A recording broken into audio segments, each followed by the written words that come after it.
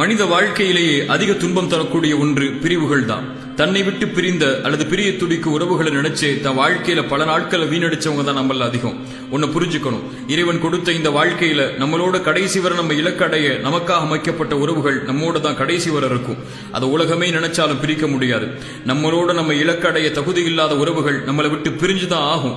உலகமே நம்மளோட தக்க வைக்காத நினைச்சாலும் தக்க வைக்க முடியாது. அந்த பிரிவுகள் வழியை தரும், வேதனையை தரும். மனசுக்கு சொல்லிக் கொடுக்க வேண்டிய விஷயம் ஒண்ணுதான், உன்னோடு இருக்க தகுதி இல்லாத உறவுகள் உன்னோடு ஒருபோதும் இருக்காது. அந்த உறவுகளுக்கு தைரியமா விடை கொடு. தகுதி இல்லாதது உன்னை விட்டு நீங்கினாதான் தகுதி உடையது உன்னை வந்து சேரும். குறிப்பா இறை நம்பிக்கை கொண்டவங்க பிரிவுகளுக்கு ஒருபோதும் கவலைப்பட மாட்டாங்க. இறை தூதர் சொன்னாங்க, இறை நம்பிக்கை கொண்ட ஒரு மனிதனுடைய செயல் என்னை ஆச்சரியப்படுத்துகிறது. அவர்களுடைய எல்லா காரியங்களும் நல்லதாகவே அமைகிறது. அவர்களுக்கு மகிழ்ச்சி ஏற்பட்டால் இறைவனுக்கு நன்றி செலுத்துகிறான், அதுவும் நலவாக அமையுது. அவனுக்கு சிரமம் ஏற்பட்டால் பொறுமை காக்கிறான், அதுவும் நலவாக அமையுதுன்னு சொல்லி பிரிவுகள் வேதனையை தந்தா பொறுமையாயிருங்க. நம்மளோட நமக்காக அமைக்கப்பட்ட உறவுகள் நம்மளோட கடைசி வரை இருக்குங்கிற நம்பிக்கையோட